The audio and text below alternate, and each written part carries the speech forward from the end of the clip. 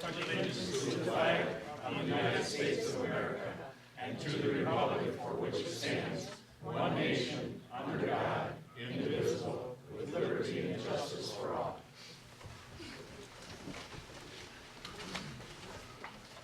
Board members, make sure your mics are on so we can hear you loud and clear. Thank you for everybody being here tonight. And we're to approve the agenda. I have a couple changes we want to make. First, I want to, under business items, under A2, I want to strike that motion. There needs to be some more information that we should have for that, and we should have that available at the next board meeting. And then under administrative, under B6, I want to add about Christmas Eve not being open on Christmas Eve, so I have a motion for that.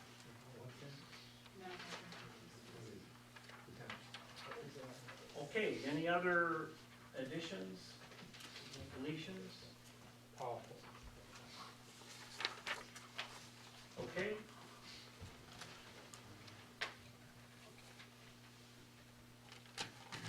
All those in favor, say aye. Aye. Any opposed? I did miss the roll call, everybody is here tonight, so.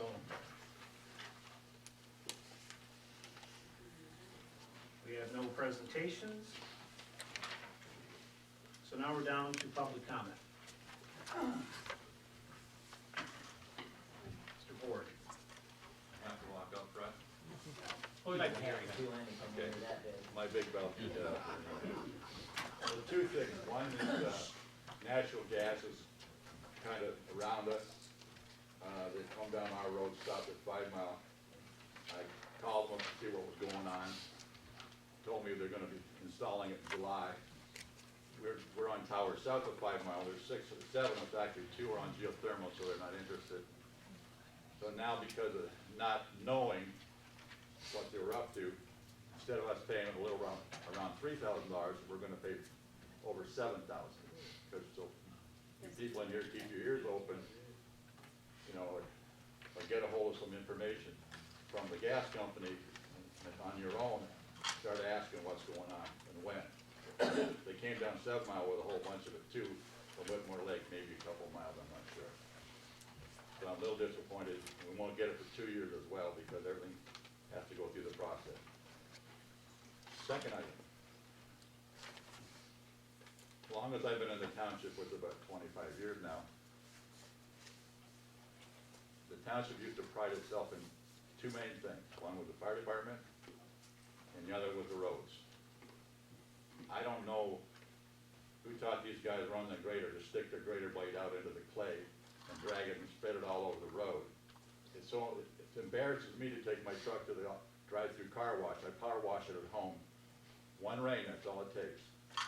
If you go down our road, as far as Joy Road, go Joy Road either way, after it's rained, you're gonna have 3 to 4 inches of mush. It's brown. Now, we should have gray on our vehicles from the limestone.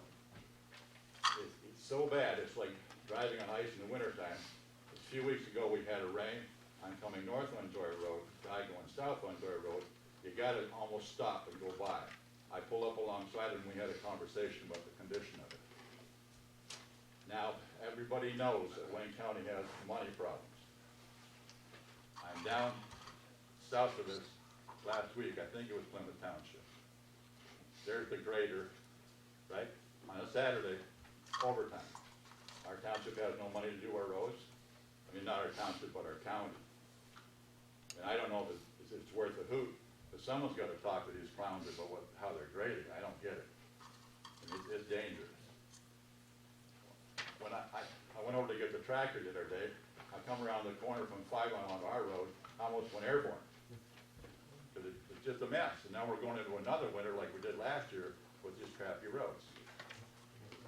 So I'm just here to tell all of you, I don't know how you get a hold of the commissioners of what goes on, but obviously we all know how much money this township puts into the county. So that's it. Thank you.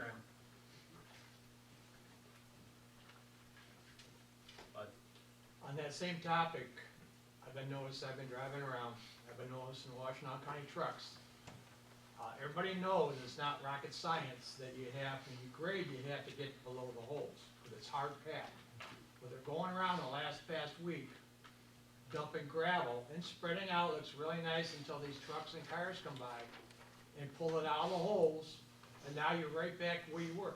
I don't know how much money, if this township likes to waste money to the county, I don't know, but somebody needs to step in and tell them, say, look it, you can't degrade before you put gravel down, because all you're doing is putting a Band-Aid on it until a truck or these school buses go by, they pull it right out of the hole, and now a week later, you're right back to where you were, like you said, winter's coming, and the roads, they did north of Chip Road, just north of 7, a couple days ago. Looks like it never been touched. It's such a way with the clay on the road like it is. When they grade, they usually leave a little bit in the center of the road. I would deliberately run it over and knock it down. When it's clay, that can't happen. You can go down our road. Next time it rains, you guys ought to take a ride. And I know one of you guys live on Joy Road. It's not too sweet down there either. Have fun. Thanks. Okay, Bonnie, Yes, I would like to know when the newsletter's going to come out. I think it's out. It's in the mail. Has it been in the mail? It's in the mail. Thank I you think very it's up much. to date. The Christmas party that's in there listed for the kids is already come and passed. There's a few things in there that you guys are still not getting it out in a timely manner. My next question is, on the agenda tonight, you have the fire department asking for more money. Are you going to give him carte blanche again? And when are you going to teach this man to live within his budget? We all have to live in our budget, except government that has $7 million to play with. Will you please do something about it? Thank you. Gary, last month, I brought up the Cato issue with you, and you made the statement that you went down there and saw them. Did you ever have any, talks with, Santec over Cato? Didn't Santec, recommend to you that, they should have Cato come back to the planning commission for a plan review? And you told them they didn't need that? No, That never happened? no. Okay. Stantec was here to talk about the DEQ, that it had some issues about permits that they had. And they never did get those permits, right? No, I think they did. But Within the that's- last 3 weeks or what? No, that's what they were, but that's what they were here about. And also about the berming that they were doing along 6 Mile Road, how that was being done. And they did get that corrected. That's what they were here about. The people that I contacted, Santec, they recommended that you, have them, Cagle, go back to the planning commission for a plan site, and, it never happened. Yeah. Now, you said they never recommended that to you? There was nothing ever, in fact, I believe that they had met with Rodney, the planner. And are you gonna continue to let the people down there suffer with the dust in that? Or are you gonna step in and do something? Yeah, well, I think they already have. I think they spent, some of the neighbors down there know that there was they bought a piece of equipment that's $1,600,000 to help, number one, with the dust issue that they were saying is. I don't think it's the dust that's coming from the machine that they're crushing. I think it's coming from the road. Actually, Gary. I'm done. You need to go down there. I've said, People who lived on, Chubb Road for many a year and never worried about the dust at Chubb Road. yeah, but Now this- all of a sudden, these people that have lived there for years are having dust problems. Now, they know where the dust is coming from, okay? They're Right. not stupid. yeah, no, but when the So how are you blaming Kalo on the roads? No, That's no. ridiculous. No, I'm saying is that once they crush that stuff and it's going into the tandem trucks that they're hauling out of there, that stuff is all on the ground, and when the wind, it's not coming from when they're actually, you should go over there, you can stand right on 6 Mile and watch it, which I have. It is not coming from the machine itself while they're crushing it, because it's got the water chambers, that you don't see it. Well, all I'm saying is I think you better take time to go in there and try and help those people out in that area. Believe me, well, you have. I have been into the homes over there. I have sat with people, I mean, and then the other issue is the mud on the roads, I don't know if you've seen it. That's another issue, I mean, it's so thick that, you know, that as the trucks are leaving there, it's building up so bad to where that one rain we had, it was so dangerous. The one lady went to her mailbox and her shoes are still in the mud. I mean, it's that Well, you know, thick. that brings up with these, like Bud and those guys were talking about. Every year, this board, whoever board's in there, so willingly, gonna give Washington County money. We're gonna do this, we're gonna do that. Sometimes it's better to cut your funds from Washington County, let them starve, and make them do something for you instead. Well, the problem is, on this, going back Am to. I right doing that? But let me finish what I was talking about as far as 6 Mile. The gravel and or the dust that's coming off of the trucks, off the businesses there, it's not the county's fault, it's their fault. And they need to figure out how to address it. Now, if you let me finish, I'll be glad to I finish, haven't but said if you don't anything. wanna listen, I'm it's waiting to fine. go. But I've also talked to them, now they said they just purchased a street cleaner, which is good. So I had the county out there, I believe, last Friday. And if you noticed on Monday, they were out here and they took the berms off of that road going, I don't know how far they went, but, so they, you know, they're doing their part there. But then I've also said, Kalo, when they get the street cleaner, can they clean that street going up and down 6 Mile? And they, I saw the street cleaner out there today. did you? I don't know if it was a new one, but they had a big machine out on 6 Mile today. Yeah, but I think it was the county, wasn't it? You know, in the truth, I couldn't Yeah, tell you for because sure. I just talked to the Kalos But it was last a big week, machine. and they said they purchased this machine. I talked to the county to see if they could do that to help eliminate the dust that's on the road. So I guess as we speak, you're saying they've got all their permits and everything. As far as I know, they do have all their permits. Okay, thank you. Yes. Okay, while we're on Kalo then, am I understanding you correctly that you were telling me that the mud that is on 6 Mile and the mud that is on Chubb Road is a result of those businesses causing those conditions, correct? Yeah, I can't prove it, but I don't think we've ever had that much of a Right. buildup before. So, okay, so we're saying, and what's this piece of equipment that you're saying that he purchased for $1.6 million? The crusher itself, because if you, which I So it's a have. concrete crusher? Yeah, I have taken the time to sit down there with some of the neighbors who listen to this. It's awful. I mean, Well, when did, it's so loud, the vibration and everything. So they have purchased this piece of equipment that is 90% quieter. And I think it's gonna really eliminate some of the concerns that the people have. well, concerning the concrete crushers, when did then we as a township give them permission to do that? Or are you saying that the township did not need to give them permission to use those concrete crushers? No, I don't know. I wasn't involved in the beginning of that. I Well, in don't know if- 2012, they did not bring any information to the planning commission regarding their site I- plan for concrete yeah. crushers. I don't And know, if you're but- telling me but- they haven't been to but- the planning commission since then, I'm not sure that they have. I have not looked at the plans. I know that there are, on their plans, that there is some, the Yeah, crusher but that's now on it's there. past tense, Gary's in already two, there. wait a minute, No, no. are you, okay, No, you're saying, I- wait, I wanna clarify this, and I'm, Yeah. okay. You're telling me then, on the plans, it shows concrete crushers? Yes, the one plans I've seen that were. On the Okay, 2015 on plans. what plans? Because on 2012, the site plans they brought before the planning commission Yeah. did not show concrete crushers. So when has there been a new site plan that you're talking about? Because I'm not aware of that, and I don't know if anybody else is or not. I do not know that either. Well, that's interesting. It is interesting if it wasn't done before, or if it was supposed to be. I know that they've been crushing concrete on Chubb Road, the other side of the tracks, which is Great Lakes. I mean, you should see the piles over there. I mean, it's heavy industrial. I'm sure it's an allowed use. Well, okay, that's what I'm asking. Do you know, does the township have to give them permission to do that? Or is that just something because of the zoning that they get to do it carte blanche? I don't know the answer to that, but we should find out. I don't know if anybody else knows that.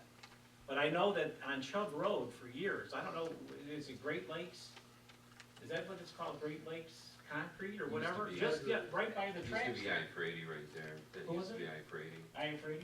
And they've been crushing there since probably the. To the extent that mid-nineties. Kalo is? Oh, yeah, you should see To the the mountain. In extent fact, that I didn't Kalo even is? know it was It's there. got better at one time. Well, we used to own property on Chubb Road for a number of years, and I don't ever remember Chubb Road being in the condition that Chubb Road is in today. So Well- there's something that is happening over there. Oh, no, whether well, it's- granted, the problem is, I don't know how many trucks that Kalo has. I would say they have at least 60 trucks, Well, whatever. and- That exceeds the number of trucks that they were saying in 2012 that were I know, going to but come they- in for they're- that site plan. Okay. 60 trucks. There's- And that, what we were led to Well- believe in 2012 is, the reason that that was all happening was because that was going to be overnight parking for their trucks. Right.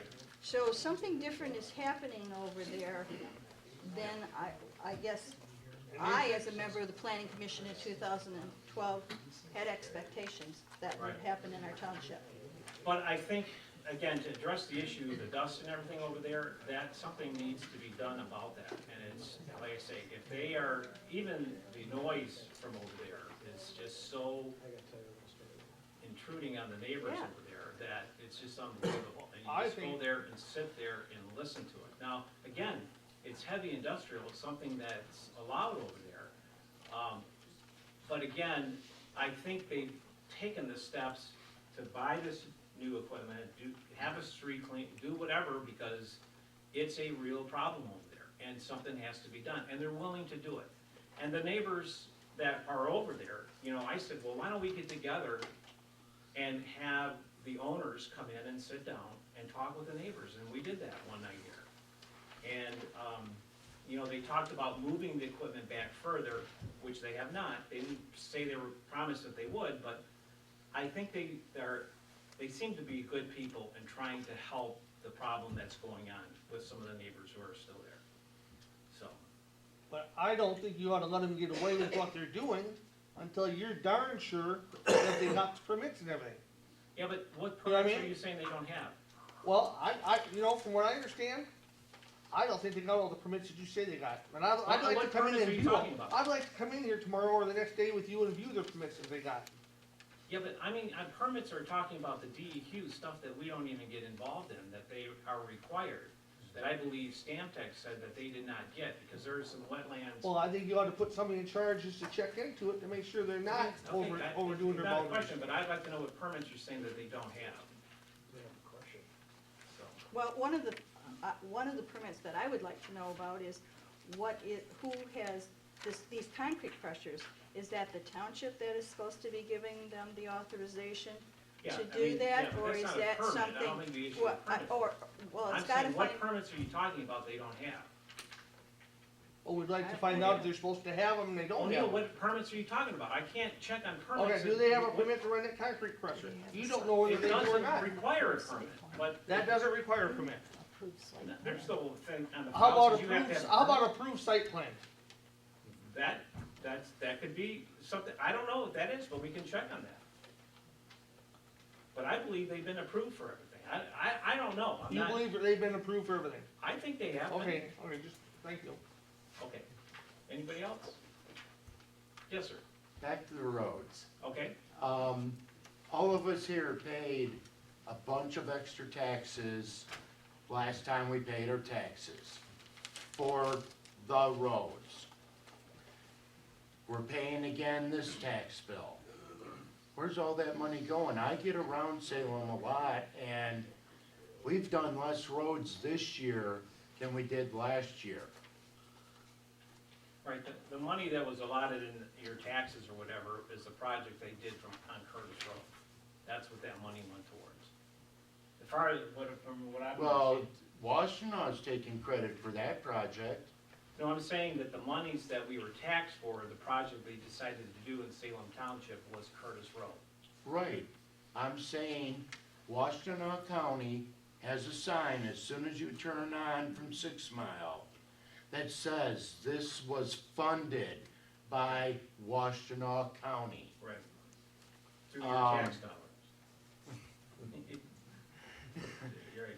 They're claiming they funded it.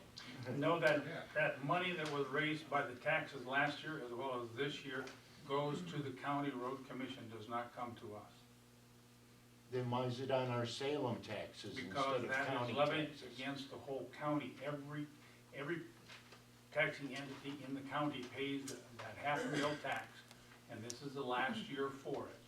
But the bottom line, everybody pays that, and what they were trying to do is to try to take the money that they get out of the township to put it back into the township. Because that was a major concern that I had going in, because I looked at some of the first projects was all going to Ann Arbor. Okay, And we said, we pay into it, we would like to have some back. yeah, And as a result of the money that we paid into it, we were assured the money would be coming back in, and that was what that went to the Curtis Road paving. Because major roads are funded by the county, not so much by us, but by the county. okay. And then, the only other thing I wanted to talk about was maybe, you all up there can maybe decide on some sort of, weed ordinance. Almost everyone in the township takes very, very good care of their lawns for farmers and a few subdivisions. But then you got one or two that they got a corner lot, and I know for certain that this one lot has not been mowed for 2 years. And it looks like garbage. He's leaving that for the deer. Yeah. They're already bedding down in it. But I mean, could we talk about something like that and maybe institute something where we give them a couple warnings, and third time, well, if you don't do it within a certain amount of time, we'll hire someone, have it done, and just tack it on to your taxes. Okay. Because I mean, having all that traffic go by that place, it just doesn't look good. Right. I'll mow it next week. Okay. Okay, anyone else? Yes, Jim. I really appreciate you, or whoever it was that paved between Pontiac Trail and Angle Road. I drove that stretch because I thought they would probably do something like that, and there wasn't anything wrong with that road. Yeah. I don't know why they recapped it. Now, by your place, between Angle and about midway to Curry Road, we could have used some work done on that, because that's horrible. Right. But I think they recapped 6 Mile about 5 years ago or 4 years ago, the same thing they did. What was the reason for them recapping 6 Mile like that? I don't know, but they did, I thought they were gonna chip seal it. That's what they said they were going to do. And then all of a sudden, they started putting the cap on it. There was one pothole that I saw, which was on the hill, just going up towards Angle. Right. And they filled that with some coal patch. Right. And then paved over it. And That it's was the only defect in the road that I saw. And it's Yeah. just an observation, I'm not thinking of No, proactively no. doing that. And again, you gotta remember, from Angle Road past my place, well, all the way up to actually Napier, they're saying that road all has to be pulverized, has to be all. It should be. And there's no monies, no funding to do that. Well, then why did they do that other stuff? Well, they, Yeah. yeah, but there's monies, I guess, to just put a cap on it, and instead of reconstructing the whole road. And if you see even by the landfill, it's really dangerous, that whole. Yeah. It's not even wide enough to even No, get big it trucks isn't. down there, it's just, you run off the road, it's very dangerous. Oh, yeah, you come up from Angle to Curtis Road, and that'll throw you around. And Yeah. my kid is just starting to drive, and I have to teach him how to, Yeah. go through a minefield. No, I know. Good point. Thank you. All right, anybody else? Okay, thanks for the good public comment. Okay, we're down to the, I don't know, do we have any comment? Dale, did you want to make a comment? You can use mine. No, a couple of months ago, an issue was brought up that I felt that really needs to be explained, and I'd like to take this opportunity. The issue was brought up that there was a $6,100 charge on the credit card, my credit card. And I'd like to go back through and explain exactly what the rationale behind that was. And it already starts back a long time ago. We signed up, we were going for reducing our phone bills from TDS, which was charging us anywhere from $700 to $900 a month, and we thought we could get that down. They told us we could get that down to $200. We jumped at it, we went through and did a lot of background information, checked out at Augusta Township. They had TDS, they went to this new IVIS system. Everybody said it was a good thing to do. So we went ahead and we decided to pull the plug, and we did it. Little did we know, or we didn't know at the time, was the internet service. The internet service, we had Charter Communications is in here. We already had a charter line for the fire department for their TV and internet. And they says, well, you got a drop, you even got that covered, so it's a good deal. Well, I didn't know. We made the switch, and I get this email that says, your free subscription to App River. What's this free subscription to App River? I had no idea what it was, so I ignored it. Then I get a phone call and it says, your App River subscription is going to run out. Well, what's this? So I called Tower, our IT support group. They says, oh, you have to have IT support for your internet. I wasn't told about that. And they says, okay. Well, I says, okay, fine, let's go. He says, what do we have to do? He says, you have to call up and make arrangements. So they came back and says, okay, it's $350. I said, okay, fine, good. He says, we have to have the payment now, or you're gonna lose all your internet service to the whole complex here. I said, $350? Not a big deal. They says, that's a month. And I goes, a month? You gotta be kidding me.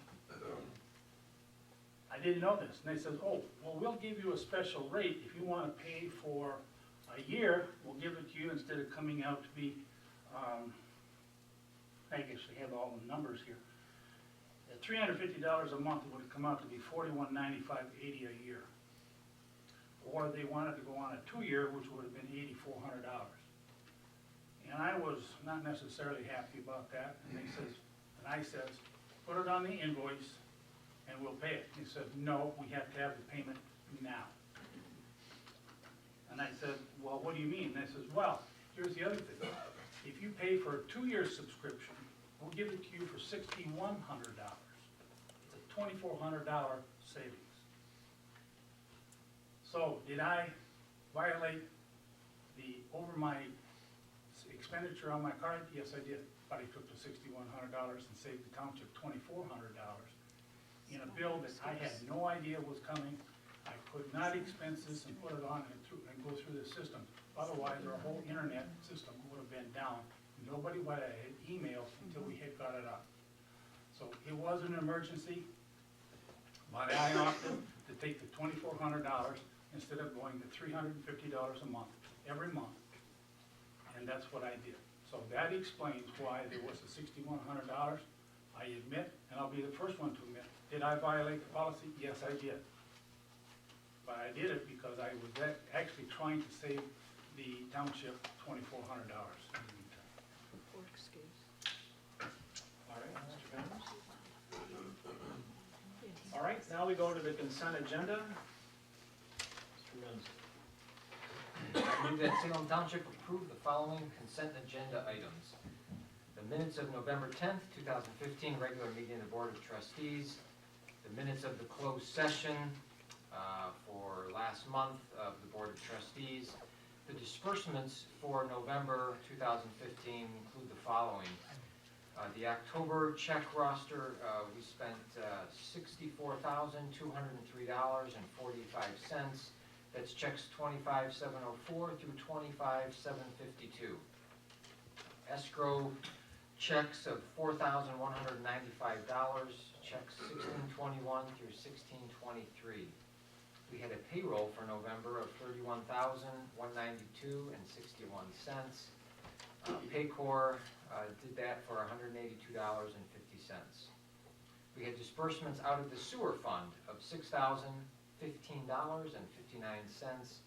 That's checks 1962 and 1963. For the upcoming invoices for December, out of the general fund, we will have invoices of $60,375.79. Out of the sewer fund, $6,850.14. And last, the invoices that will be spent out of the escrow fund of $5,292.50. Do we have a second on all these? Second.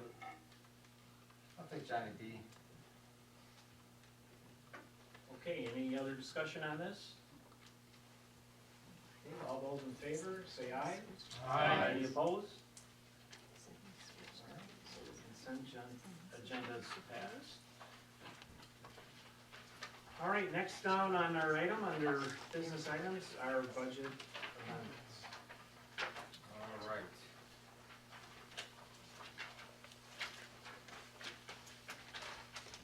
I won't be, when I read this motion, I won't read all the numbers, because there's a chart of account numbers on this motion, but I will read the headings, so you'll see where I'm going here. So the motion to approve budget amendments for this current fiscal year, I move that Salem Township approve the following cost center budget amendments for 2015-16. This is through the general fire department heading, and the first line item is travel. We have a budget, original budget of $7,000. We need to revise that to $12,000. That's an additional $5,000. The second item is salaries for the fire department. We have an original budget of $115,000. We need to revise that all the way up to $175,000. That's a $60,000 increase. Third, run response fund. This is a new fund, a new chart of account, because of the creation of the new union contract. Of course, the budget was zero because it's new. The revised budget is $8,500, so it's an additional $8,500. The payroll taxes, we have a budget of $16,000, and we need to revise that to $28,000, which is $12,000 extra. We have the operating supplies. This is an original budget of $30,000. We have a revised budget of $40,000, which is $10,000 extra. So this group, in this additional, has $84,500, and this will come out of the contingency fund. Next, we have a group which is still in the fire department. It is equipment maintenance, and this has an original budget of $14,000, but we are going to revise it down to $10,000. So this is a subtraction of $4,000. Fuel, original budget of $15,500, revise it down to $11,500, so another $4,000 down. And professional services, original budget of $4,000 down to $1,000, which is $3,000. So this is a negative amount of $11,000. The next group is in-house training wages. This has a budget of $40,000, and it needs to be revised up to $80,000, which is additional $40,000. The offsets will be charged against the contingencies in the amount of $20,000, and the balance of the $20,000 will actually come off of off-site training wages. So we have in-house training wages and there's off-site training wages. We're going to take $20,000. The original budget is $32,000. We'll revise that down to $12,000, which is your 20.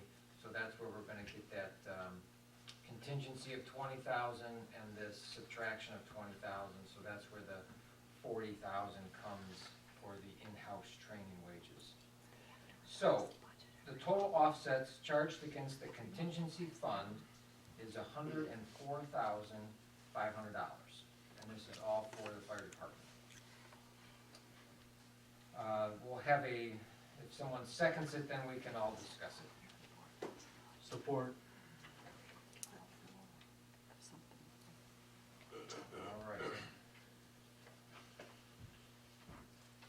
Why don't we have, if you want, Jim, maybe you can talk a little bit about this, explain some of these things, and then any of the board members can, Okay, thank you.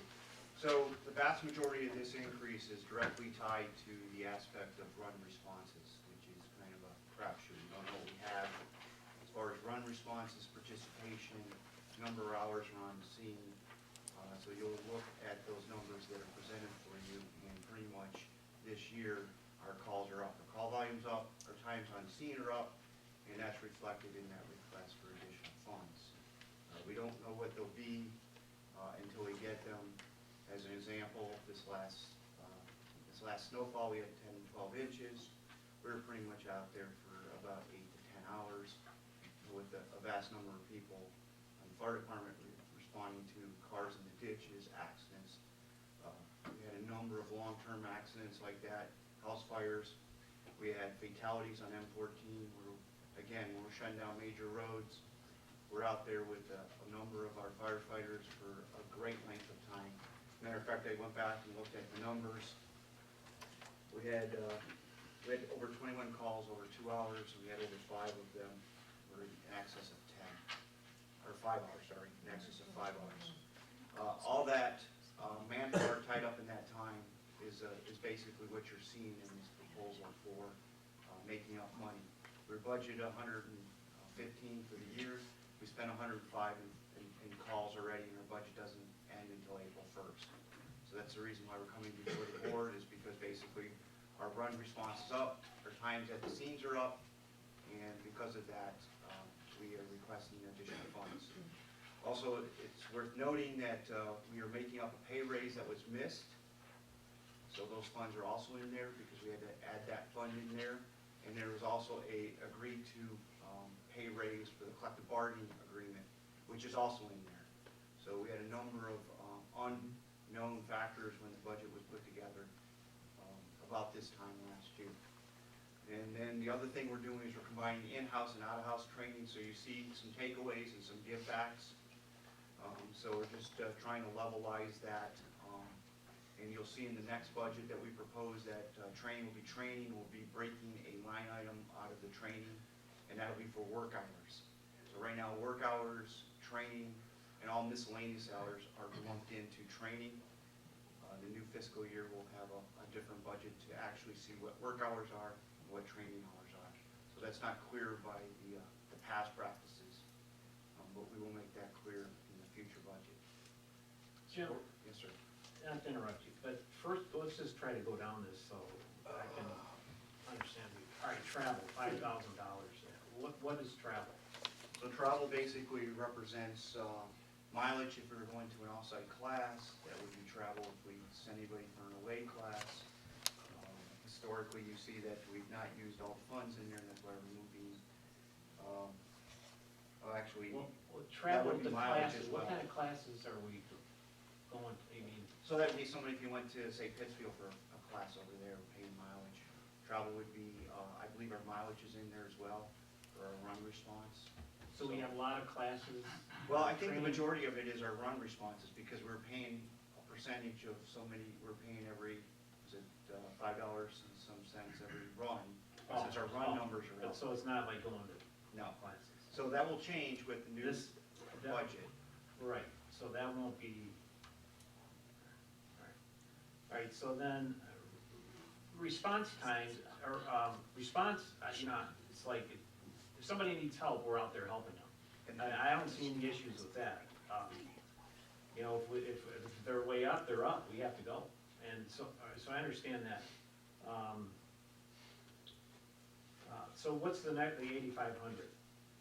Is that is that the extra that we had forgot, or they didn't adjust the Well, 8,500? this is the new line item for the collective bargaining agreement, line item to pay, instead of paying us. So that's kind of like bonuses to the people who show up. So we're removing the mileage, we're they're not gonna get mileage all the time. Now they're gonna get a run participation bonus, so if they make at least 20% of the calls, then they will get a percentage of a fund that was agreed to under the collective bargaining agreement. So it's an enhancement, it's an enticement for people to participate and run and go in the calls. And then payroll taxes, I understand, the 10,000 operating supplies, are these defibrillators you're talking about? Yes, our AEDs are sold right now that we can no longer get, we used to be able to get pads, electronic pads that we shock patients with from HVA. The unit has been discontinued and no longer manufactured, and so now we have to get them from third party, and the third parties are running low on these pads. Our AEDs are about 2003, I think it is. They're at least 10 to 12 years old. It's one piece of equipment that's probably the most critical asset that we run on our rescue to save someone's life. They've been in the field for longer than 10 years. We can no longer get the pads that we need to, so we really need to upgrade these. If we don't do it now, we will be asking in 2016 for that funding, because we're running out of the life expectancy of these. And these are $3,500 a piece? They're about $2,700. We try to get the same model that HVA has, and it's a lower level. They have a 12 lead, much more advanced. We try to buy the basic emergency responder one. What it allows us to do is we attach emergency AED pads to a patient, and we shock them or not shock them. When HVA comes in, they don't have to take off those pads and waste time. They can unplug from our machine and plug right into their machine, and they're reading and going right from where we took off. So we didn't want to go to a cheaper, lower model. We wanted to standardize like the county does to make it easier to, and potentially a higher chance for saving someone's life. You're not changing out pads.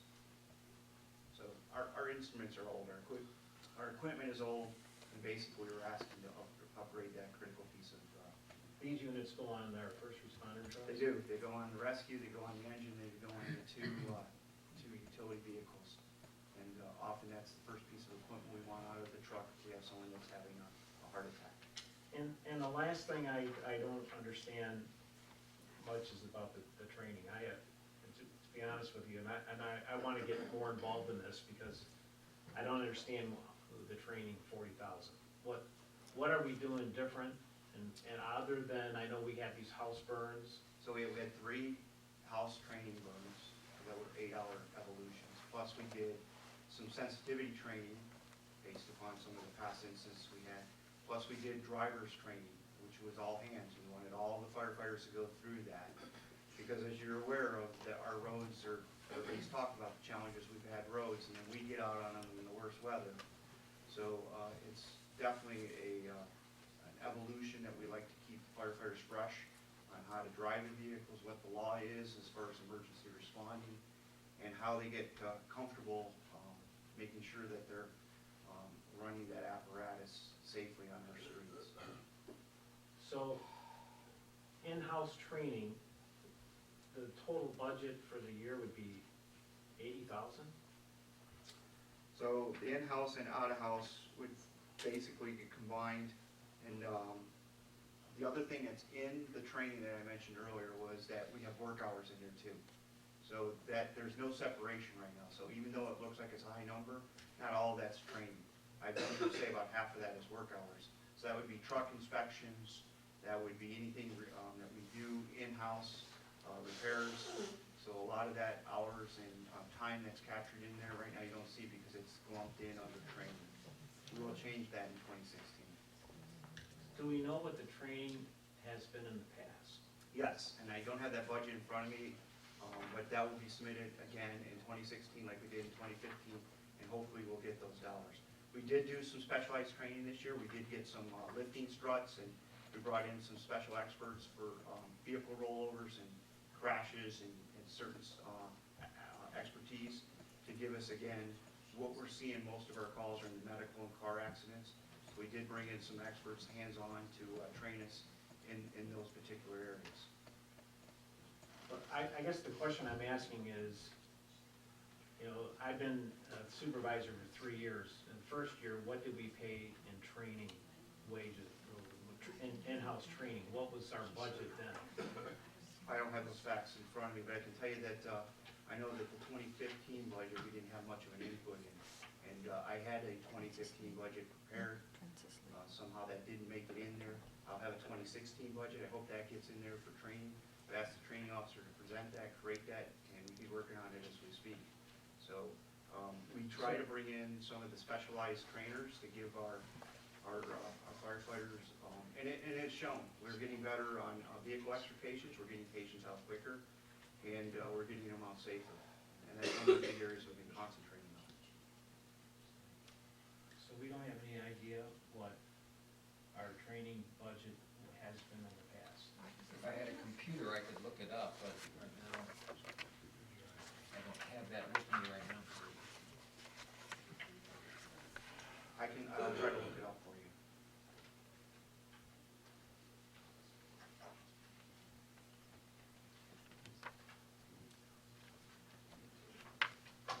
My only question is that, you know, I'm for training, I'm for it, I'm just trying to figure out other on-call fire departments. I know we don't have a lot in our area, but I'm sure we can look at other, what is mandatory training and what isn't? I mean, is there, not to be cheap or to say we want less trained people, it's just to say, you know, it just seems to me like a lot of money. So again, a lot of that fund is work hours that's lumped into that training. The second thing is we've had 3 extra trainings with the house burns, with the vehicle driving, and so that puts 40 hours, almost 40 hours with every firefighter, additional training that we've given them this year. Right, but again, I'm just saying, you know, this is something that, you know, I don't watch, and I guess maybe shame on me. But I'm just saying, if we have 3 house burns, and we don't have the money in the budget to do it, we should only do 1 house burn. I mean, even though it's available, I'm thinking, hey, let's do it because it's, you know, it's available or whatever. But if we don't have the money, we have to have something to say, hey, you know, we could have 5 houses and say we would do 5 house burns. But again, you're only talking, you know, 10, 20% of the budget change. The vast majority of this, 80 to 90% of this Right. budget increase is runs. And if it wasn't in the runs. That I don't have a problem with. I'm just, 40,000 for training is just, I'd like to know what the training was before. It's And I just me. get That's you my that after question. the meeting. I can certainly get you that. Okay, do we have any other questions from the board?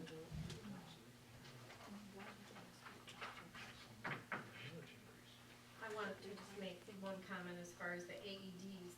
I mean, this year we purchased trucks, we have a tanker on order, we purchased a thermal imaging camera, and as long as we have the equipment, the AEDs would be a good thing maybe to put on next year's budget. But I think we've done a lot to upgrade equipment this year.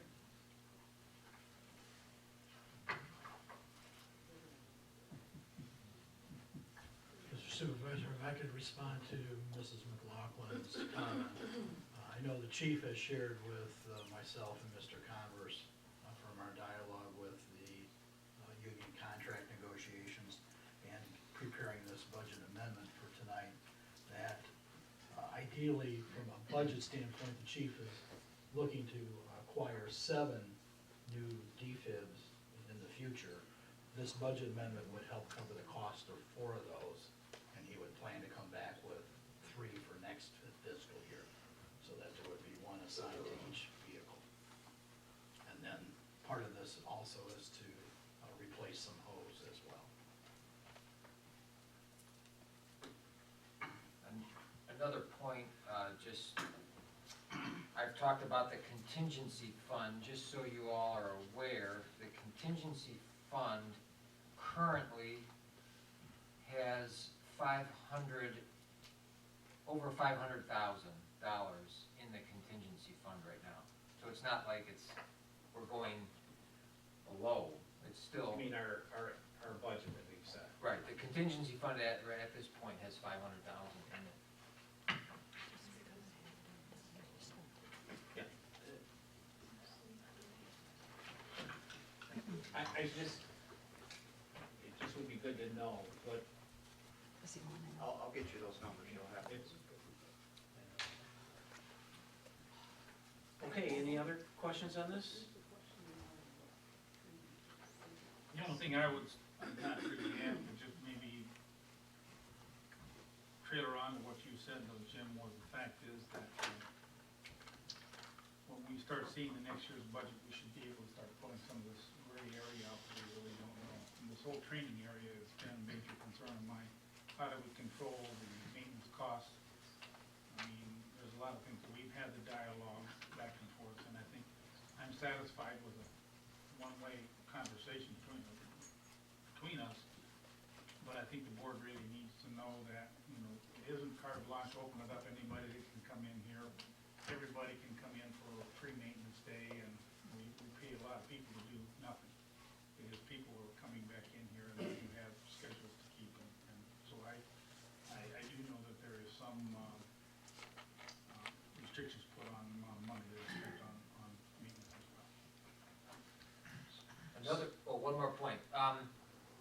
This is all of our pretty much first term, so we don't know a lot of the history, but from what I understand, we get more calls now than we used to get calls because of a level or something like that. So maybe it's possible that we're getting more runs because we get more calls because we're on another We are, level or something. we definitely are, since I moved into chief, we moved up from level 2 to level 1A response category. So before I took over, we would not go on any call that was not a confirmed injury in a car accident. So we had a lot of delays, and that was some of the feedback that I'd gotten, that we weren't getting out to the calls, or when we were getting there, we were getting 10, 15 minutes before, after they had called. So we stepped up to a level 1A, which represented at least a 10% increase in call volumes than we've ever done. So part of the increase that we've seen is twofold. One, you've seen more calls to our department. Two, you're starting to see the economy start to pick up, so you're seeing more people come back into the township. And again, we're seeing more of the reflection of that. I provided to all you board members basically where we are for 2015 in call volumes. Approximately 484 calls. You'll notice that 50% of our calls are medical. Approximately 25% are car accidents. So 75% of those are related to some type of medical car accident. Of course, correspondingly, 10% are fire, and then the rest are alarms or other categories that don't fit that. So the vast majority of ours deal mostly on the medical side, and then traffic issues that we have. We've been finding a lot of problems with 8 Mile Pontiac Trail specifically. We had an example the other day where the car accident wasn't any injuries, but the cars are sitting in the middle of 8 Mile during rush hour with no PD, no police department. So we ended up spending a couple hours, 3 or 4 hours out there doing traffic control to prevent a second accident from occurring. Okay, I don't wanna be part of your discussion, but Mr. Wensley said that he wished if he had a computer, he could bring up training. I have it up on the computer from 2012 through 13 amended budget. If you'd like to walk to the table so you can look at it. yes. Yeah, that'd be Yeah, fine. if you have it.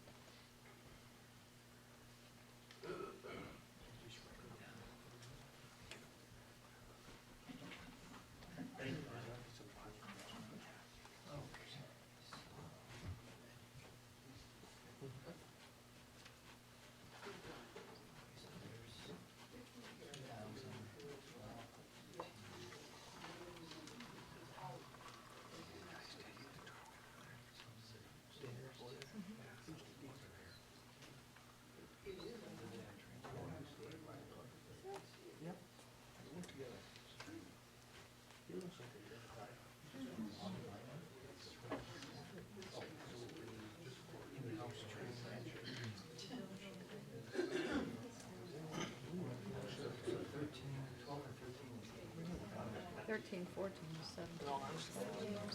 They might have to have whole firm from this chair. Stinky said some candy canes.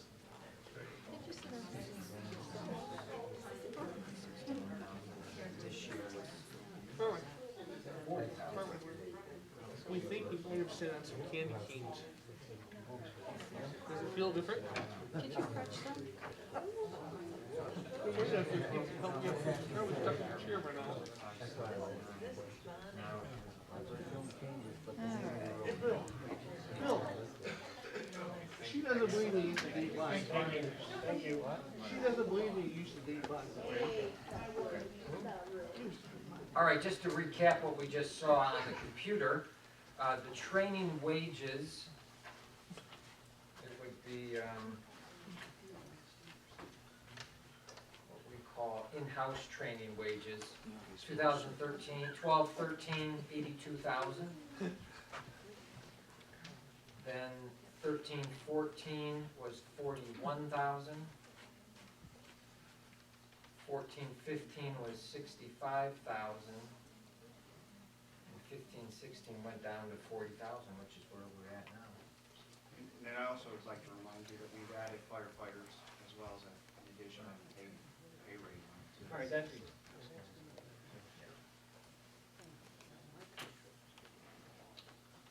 All right. Okay, any other discussions on this? I just wanna say that, I mean, I would like more than just what short time was given to us to consider a budget increase of almost 100,000. Okay. It's just, just to consider all the numbers.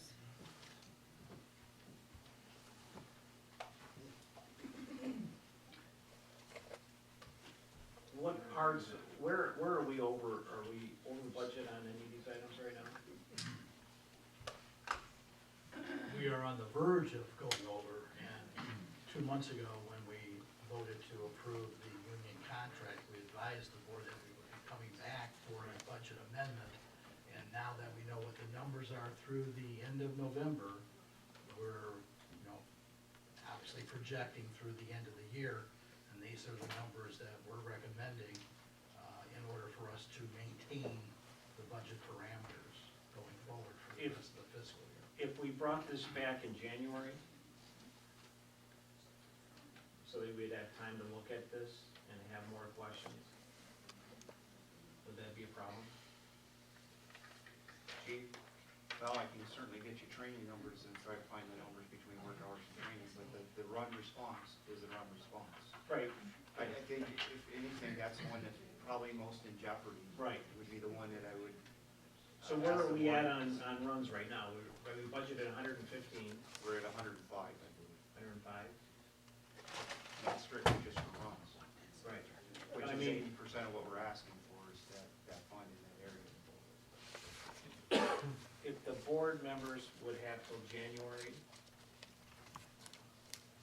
to look at this, would it be okay? I guess that's not a question. So payroll goes along with the raise. Yeah, and you're seeing the increase in payroll taxes because there's increase in funds for the. Right. So, again, I'll go back to the one that's in jeopardy is the run responses, the training part. Would be the one that seems like we could have some more discussion about. So the suggestion might be that the board consider approving the money for the run responses with additional information on the training/work hours.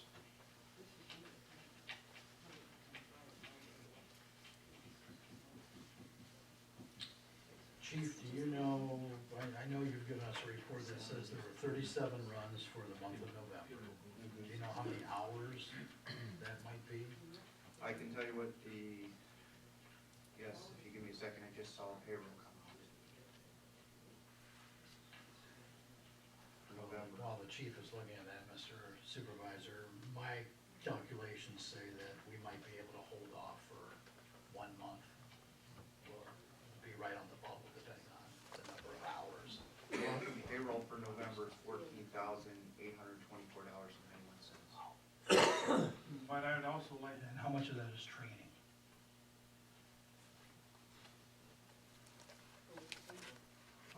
$12,762.54. But I'd also like to caution in this rationale, that the month of December and January typically have the highest run responses. So in addition to the number of calls, we also have a lot of run responses, and that garners more salary, more payroll, taxes with it. So it's more than just run responses, but there's also the number of people that are responding to the run also increases. So you gotta keep that into mind. Just a quick point of reference, as the one responsible to, control the budget, I would say that it would not be prudent to go over budget in the payroll, but I do see that we have a lot of contingency. So like if we were running at exactly like zero balance, I would say, we want to pass this budget. But because we do have some contingency, I could say, as the one who controls the budget, we could do that. We could wait till January.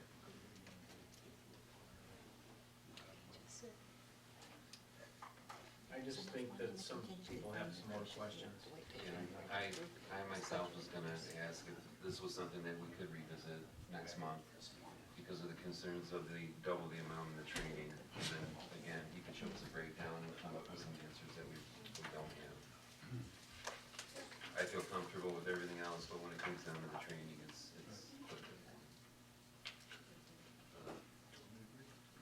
Okay. So, should we vote on this, or can we, just table this till next month? We'll have to vote. and then have maybe a request. So we have a second on it as of right now. Right? Correct, Trent. We want to do a roll call, just, Just vote it. Vote it. No? Until next month. Dell, I'm sorry, I was somewhat distracted as I was looking at the chief's report there on the payroll. You mentioned something about not exceeding payroll. Were you suggesting that we go forward with the salaries for fire department as is, and we come back and talk about the training issues that some members have voiced concern with tonight? we could do that as well. I didn't say that, but I do think that it's prudent that we don't go over budget on payroll and salaries. So in that regard, I do think that we keep that. But I did say that because there is a large contingency, it's not like there's no jeopardy at all. We're all fine. But if someone would like to make a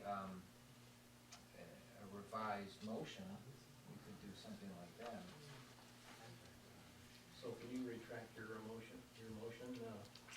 Mr. Winsley? Well, I think we have to vote on this. Is that correct, Ed? Well, what you could do, excuse me, is a motion to amend to consider only the payroll and to postpone the voting on the training till next month. That would be an amendment to your motion. You have to make a motion to amend, make that amendment and vote on that. Well, and Mr. Wensley, if I could suggest, I would say for tonight, if we just took care of the top three items in the budget proposal. Because we need to address the travel line item. You have the payroll taxes. We've got the contractual issue with the run response fund. That's a given. We have to incorporate that. And then as far as salaries, if we just wanted to nudge it up slightly just to cover the December payroll, and then we can come back next month and tweak any numbers as necessary. I feel comfortable with that. Should we throw the payroll tax in there as well? I think we should, because you mentioned the first three. Well, Payroll. yeah, you're right.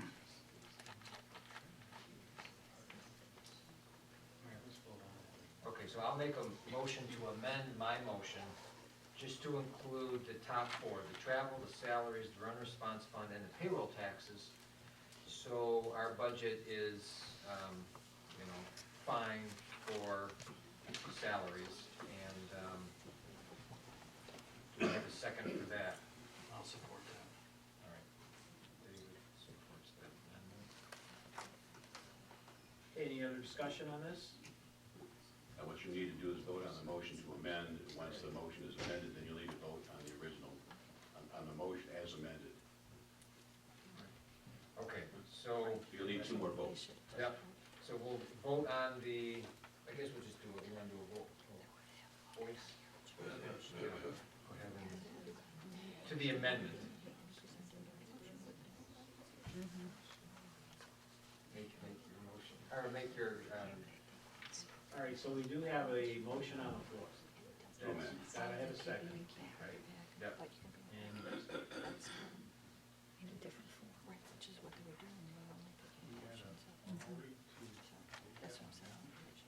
no, we're voting to make, we have an amendment to this motion, so we're gonna vote right now on the amendment.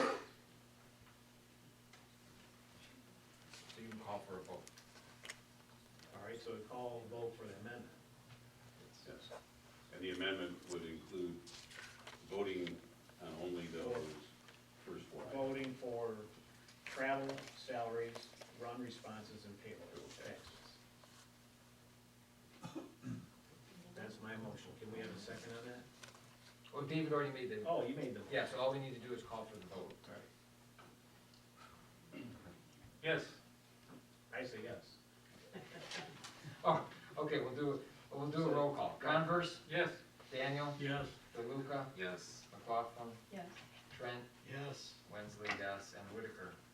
Yes. I thought you were waiting for the roll I call. thought we were That's doing it. voice call. All right, Okay. all right. Okay, now the motion has been amended then, so now you need to vote on the motion to approve only those first four items. Okay. Come on, guys. All right, I'll do a roll call now. Converse, Yes. Daniel, Yep. DeLuca, Yes.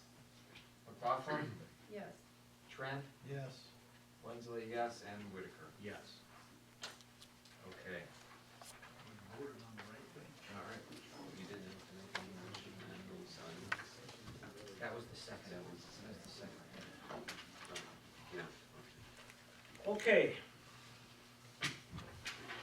All right, moving on down our agenda, we have the, Mr. Wensley on the March meeting.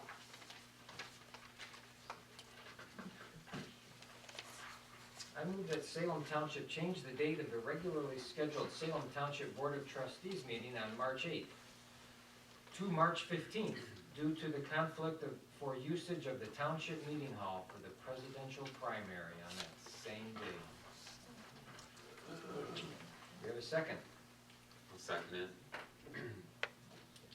Okay, any discussion on this? All those in favor say aye. Aye. Any opposed? All right, moving on down, Mr. Trent. Public Act. Mr. Supervisor, I move that Salem Township approve Resolution 2015-12-08-01, complying with the provisions of Public Act 152 of 2011. And board members, please note that the first line should be modified. The date is incorrect. It says December 9, 2014. It should read today's date, December 8, 2015.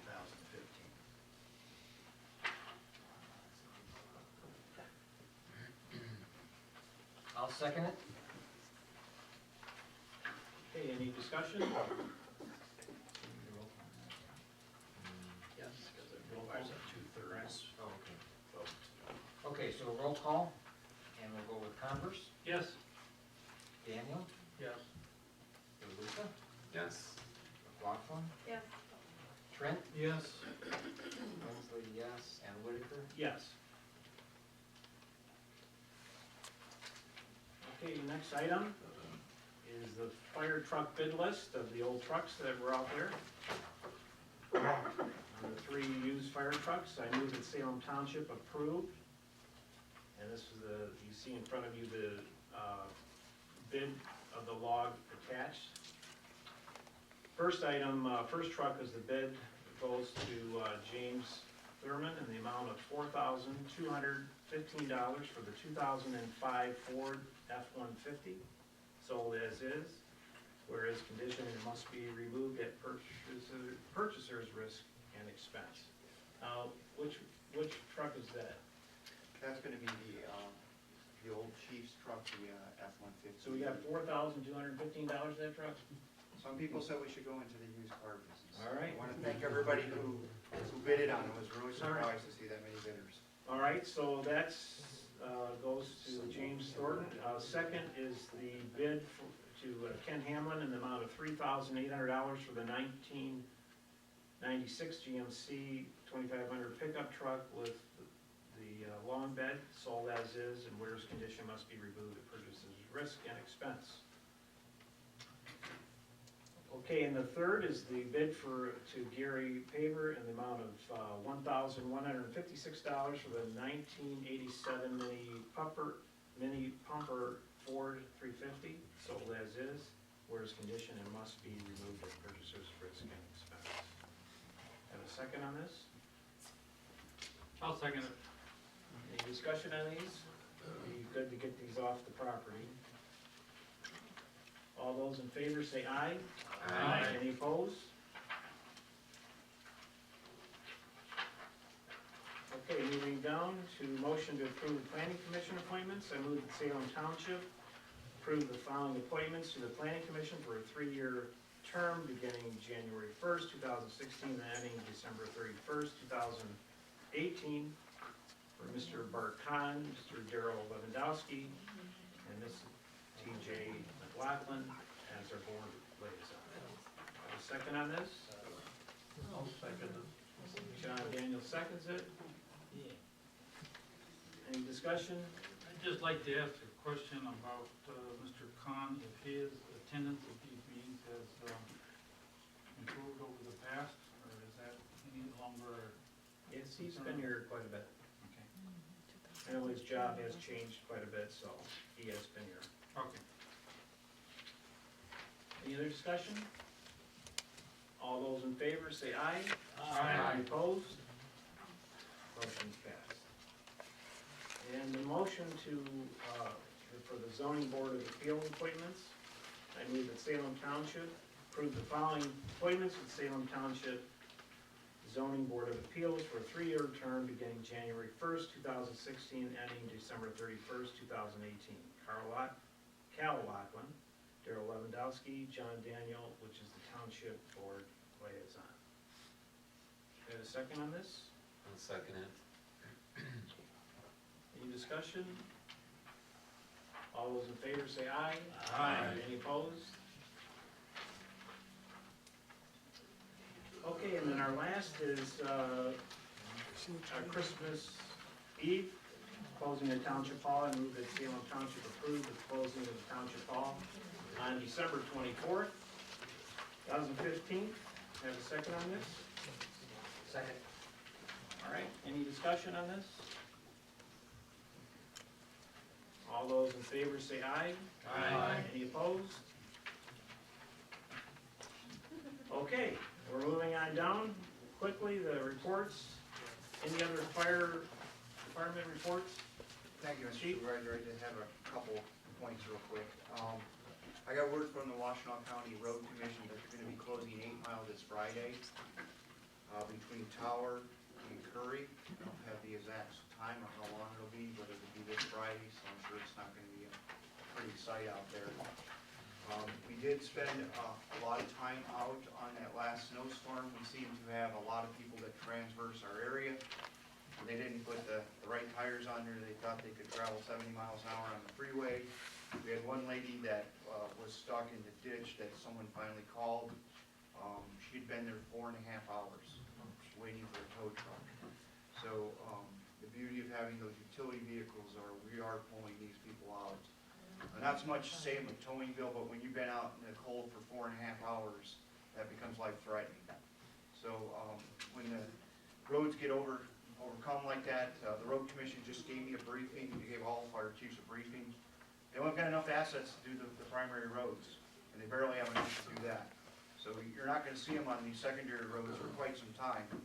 So if you don't have to go out, please don't go out. And, we got a lot of people that go through our area, and, I can sit here and talk to the cows come home, but you will not see them slow down the speed. And, hence the reason we get the calls out there. And oftentimes the people that cause injuries, to other cars that were really, obeying the law or paying attention. So that's an unfortunate thing that we see all too often. We had 37 calls. Again, most of them medicals. We did have one structure fire that turned out to be, didn't extend outside the electrical issue. Response time remains good. 7 minutes is really good. We're typically right around that. That's where we've been. This is probably the whole year report. I gave you guys kind of a breakdown of what we see. We'll use that for planning purposes for the 2016 budget, which I'll reemphasize, we'll have a training budget separated out for dollars. And that will be tracked that way in 2016 as well, so that we don't find ourselves what was work and what was training. I am going through Blue Card. It's a standard training program that City of Ann Arbor is pushing to their fire departments. It's offered to all the fire chiefs. It's not paid by the township. The county is paying for this. It's 40 hours of computer time with 3 hours of classroom instruction. It certifies you on a standard way of response. This may be something that we move to in the future, but our dispatching to our fire department is changing. The central dispatch is looking at trying to get the police department, the ambulance service, and us all in the same frequency. The last piece that I wanted to talk about is that there'll be probably a presentation by me or my colleagues about the renewal for millage coming up. It looks like that they're going to be asking for that in the presidential election. The millage would be a continuation of the 911 millage that was approved about 4 or 5 years ago for 800 megahertz radios, and they're looking for a continuation of that. What that would do is enhance the 911 dispatch center. So when you call, it's going to tell you your location, so if you can't speak. It's also going to give other features like be able to text and take additional text and all kinds of other things that they currently don't have.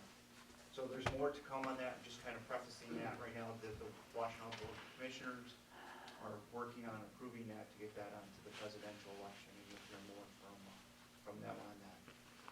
Does the board have any questions for me? Thank you. Okay. Okay, down to any updates, general township updates. I don't really have any. Sewer and water still in Plymouth that they're looking at. We haven't, they're still doing that study. Somebody had mentioned about last month's meeting on the landfill.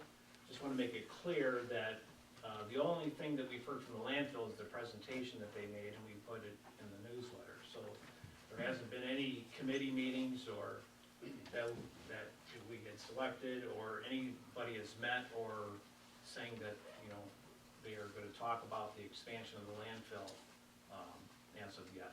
So just to let you know that, that we're still waiting. It could be a long time from what I'm hearing. Being Washtenaw County Waste Management, that committee it could be up to 2 years or so. So I don't know it'll take that long. I'm just saying, somebody was acting or kind of referring that maybe there are some meetings going on about negotiations about expanding the landfill, but that is not happening.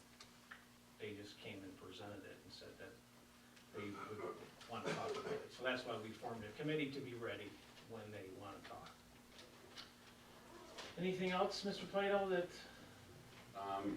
Just briefly with regard to the water and sewer, it's my understanding that Plymouth Township doesn't expect to have anything back from Wade Trim, their engineering firm, until the next month at the earliest, maybe even February. They have set up an escrow agreement by which Shellstack is paying for the entire cost of that. Neither Salem Township nor Plymouth Township is going to feasibility study that's being done. That's gonna be paid for by the developer. As for the development on the JCI property, we continue to work on development agreement for that. We met last week, and we are trying to come to language now to make sure that the building and construction that goes in there is gonna be high-end. So we're working on specific language for materials, and we just wanna make sure it's a very nice-looking residential development when it goes in there. My understanding is on that Shostak is gonna be submitting their preliminary site plan in January, early January. Very good. Okay. Down to public comment. Ms. Bud. On Jim's, 40,000 increase on, this work ethic deal, I think they should do is study the surrounding communities, see how many hours they put in, how many people are on board, and what is involved. Is it wages, or is it studying? That's what I think they should do. Instead of just come up with a number and say, hey, this is what we'd like to have. I think, like, Lyon Township, Superior Township, and our adjoining communities, what do they do? As far as increases, how much do they spend? How many hours do they go to training? That's my thoughts. And also, you're talking about respond time and everything that runs. They're talking about a mild winter. Now, is this gonna be also involved in the increases? What if we have a mild winter this year? Is all that, the runs, and is that gonna be involved too? If we have a mild winter, it might be even less. So I think, a 1 month time till next January would be a good time to go out and do a study and bring it up to the board and let the public know and what have you. That's all I can say. Thanks. Yeah, just to comment on it, again, and there are some firefighters here tonight. I can't say enough about these guys and what they do. I mean, again, I hear the calls come in, and, it's not about nickel and diamond or doing anything, but we do have to answer to the public when it comes to spending the money, and we just wanna make sure it's right. But, nothing to take away from these guys, because they do a heck of a job. And Well, they do a great job. And I know I wasn't saying that's what you're saying, but They do a great I job. just wanna make sure that they know that, because, I know, I believe this board everyone feels what a great job that they're doing for our communities. Another question, how long is 8 Mile gonna be shut down? Looks like just for a day. And I'm gonna have the press release that the county road commission just sent me today. I'm gonna have Ann put it up on the website, trying to do that on a regular basis. So folks can check the website. I can put it out on Nixle if anybody's listens to Nixle. Gives you automatic alerts when that occurs. Thankfully, we've been pretty lucky these last 4 or 5 days. Fog has been pretty choked into this area. We haven't suffered the accidents that our neighbors have, but understand, Reggie mentioned this morning, there was a 4-car accident on M14 at Joy Road that pretty much shut the road down for quite some time. We are in a bad time of the year, so just, please, I don't want to see anybody on the road. I'm just talking about traffic diversion, side roads. Right. Still blows my mind, it's 50 on 7 Mile, but it's 55 on country roads. Right. I don't get that. Bonnie? We are talking about costs for the fire department in snowy winters and not snowy winters. We had the snowiest winter on record in 2013, and I did bring it up to you, and it was on the list of everything, so we already know what snow cost is. We don't have to worry, we don't have to guesstimate or not. Thank you, Bonnie. Just, I hear what you have to say, and I've heard Chief Mall, and I know they all had to do a lot of motion work, There's just a basic rule in public safety budgeting, okay? And it is you budget for the worst, and you pray for the best, and there's surplus, and you give it back. And just wringing your hands over, should we increase the money for response? Response is out of control, the training's in control. And so, as you know, I did many years of presenting a public safety budget to a community. And we just gotta get off this whole thing. This is about life saving. And just budget for the worst case scenario. Remember, San Bernardino just came out of bankruptcy.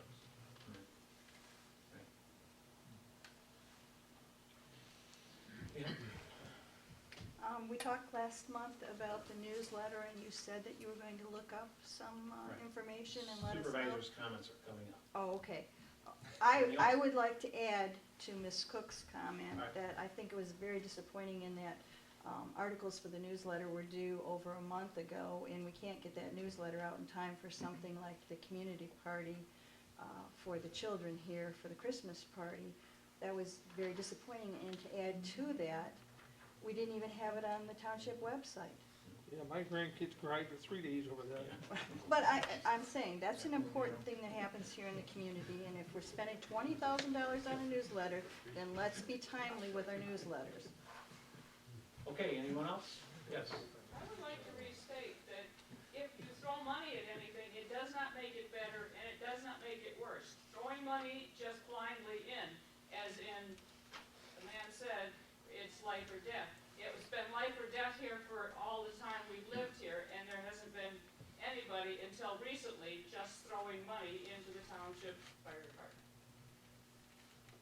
Okay. Thank you, Bonnie. I'm busier. Yes, Joanne. You've put the same person on the zoning board of appeals as you did on the planning commission. The ZBA is the final authority on any zoning. The planning commission recommends, the board votes. If it does not go the way the person wants, they go to the zoning board of appeals. To have the same individual on the planning commission and the zoning board of appeals is not only a conflict of interest, it gives the individual too much leeway either way. It can be for or against, and it can probably cost this township lawsuits in the future if someone wants to question that relationship. Okay.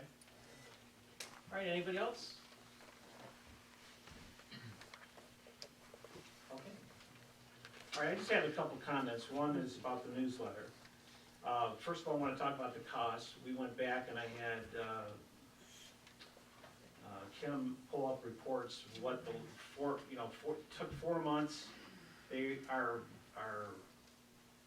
actual cost on our newsletter was over $11,000 per issue. Then, just after I became supervisor, there was problems of people not getting newsletters. And then the other issue was that we added a bunch, I believe, a lot of people in Hamlin weren't getting them, so we did add the list. We got the copies of the list of what we've added to it. So anyway, and then the issue was about bulk mailing. Bulk mailing was becoming an issue where some people were not getting the newsletters, and it became an issue. So we decided to go first class instead of just bulk rate, and that jumped up our cost up to a little over $13,000. So we were paying over $11,000, went up to $13,000 for the added people that we had added to it, and also the first class postage. So the last newsletter, I believe, was in the vicinity of $5,000. They had changed, advanced printing is doing it now. They had changed it the last couple times, but it's not $20,000 that we're spending on newsletters. It's coming out to about $13,000. So, and I can give you them figures. Is that if total you- or Yeah, per could you year? please give us the figures Yes, for the I can give you newsletters, them okay? figures. So I can write them The down. office, you can FOIA them, they have all the information there, you can get that information up. So you don't have a cost per newsletter then? Yes, You do have a they cost? have that at the office, So I have to FOIA it? yeah. So anyway, so just want to let you know, it's not a $20,000 bill we are sending newsletters out when you add them up. The last issue is that somebody had mentioned, as far as my time in an office, okay? And I just want to address that. And usually I don't like to talk about myself, but I am going to say, because it's my comments. So, again, I do not spend 4 months out of the year in Florida. Just so you wanna know. I do have plane flight information for anybody who wants to see it. Okay, so last year, so I just went and looked, so before you make comments of accusing me of being in Florida for 4 months, it was only 5.5 weeks, not at one time. It was coming back and forth to be at these township meetings. And the other issue is, I believe everybody knows here that sits here, knows that everybody has my personal cell phone number. I hate to keep saying it, but you know that you do, and you can call anytime. If there's one person in this room, it's my lovely wife in the back, knows that I am on the phone constantly. I'm married to a telephone. So, that when I'm in Florida, I am doing my job. I'm in the packaging business, been in for 40-some years. And I also run a farm down the street, which many of you know. I am not running it for 4 months, that somebody stood up and said that I did. I basically am there Friday evenings, I'm there Saturday and Sunday. My kids, which I've got 3 of the greatest kids that are down there, they have jobs that they can be down during the day running with school groups. But I do not want this township to think that I am not doing my job, because I love Salem Township. I am proud to be the supervisor of Salem Township. It's wonderful to work with great people who love this town. I mean, if you want to go back to the years, and I'm just saying going back years and years, of people with police officers sitting in our township hall, you want to see this kind of stuff come back, then you go right ahead and go back, because I'm not interested in it. I want to do what's right for Salem Township. But I think before, you do not have to like me. And you don't have to like the people on this board. But at least give us some respect, that if you want to stand up and say something, have your facts correct. I mean, it just blows my mind to think that you want to say something and you don't have the facts, and it's not truth, or it makes a person look bad. There were some new people here in our township last month that sat here, and, they hear these comments, and then I'm thinking, should I respond or should I not? And a lot of times I say, no, I shouldn't, because it's really not worth it. Because I think most people in this town know that I do love Salem, and this board loves Salem, and we want to do what's right. Now, if you have a problem with me, and you don't want to talk to me, and you don't want to call my cell phone, I can't help that. And I don't email, and that's another issue that some people have. I am not going to spend my time on emails by you interpreting what I'm saying. I've got many emails from you folks, and the emails sometimes can be very mean, and you read them, and maybe you don't mean to be mean, but they are very mean, because I am not going to get in a debate on emails and have somebody interpreted what I'm really saying, what I mean from my heart. So, again, I'm just saying, you don't have to like me, you don't have to like the way this administration runs, that's okay. But we do want to do what's right. We're not, we love, I am so honored to represent Salem Township. I'm so glad that I live in Salem Township, even if I wasn't the supervisor, because it's a great town. And we've got so many positive things. Yes, we have money in the bank, and other townships don't, but we need to work together, and we need to be a community that loves each other and is willing to help each other and do things that are positive. And, this is the holiday season. Whether you sit here tonight, you're a Christian or not a Christian, it's beside the point, but it is a holiday where Christians do celebrate. And my prayer, and I believe the rest of this board is that you have a blessed Christmas. And I want, again, every year I hate to bring my wife, she gets mad, but I want to thank my wife. She goes to Florida for 4 months out of the year. So she's a lucky one. And I do want to thank her, because I only give her so much money a month. That's the other way around. But she takes the time to decorate the table, have refreshments, she pays for it. And, she loves the township too, and she loves to do that. And I want to thank her for doing this season, and as she goes to Florida, you can just probably get a few cookies while she's in Florida. So I want to thank her for her dedication to do that service. But again, Merry Christmas, everybody, and we hope that you're safe and that you enjoy your families during this time. Thank you and good night.